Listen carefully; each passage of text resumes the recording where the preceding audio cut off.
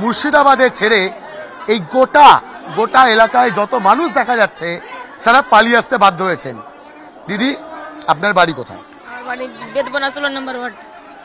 এটা মুর্শিদাবাদে? হ্যাঁ। আপনি এখন মালদায় কেন? আমাদেরকে ওখানে থেকে মেরে ধরে হাঁকে দিয়েছে, পুড়িয়ে দিয়েছে।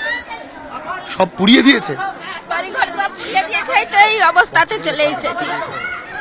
কিচ্ছু নাই বাড়িতে। আমাদের কাউন্সিলর কিছুই করে না, সান্ত্বনা দিতে আসছে আর চলে যাচ্ছে। লুট করে নিচ্ছে, আগে আগুন লাগাচ্ছে, বাড়ি পুরাইছে, যারা অশান্তি লাগছে কেটেছে, বাড়ি পুড়েছে। আর কাউন্সিলরের পেছনে ঢুকেছে, দেখলে তো কত ঠাকুর। আমি ভালো ছেলে। কিছু তো নাই, বাড়ি ঘর কিছু না, সব পুরো ছাড়কার, কিছু না, কোনো জিনিস নাই গো, অনেকজন খালি আছে। যে হিন্দুদের নামও নিশান মিটিয়ে দিব, ওরা কেন না থাকবে বাস, না থাক বাঁচবে বাসি। এইটা আমরা কি অপরাধ করেছি? আমরা তো কিছু করি না।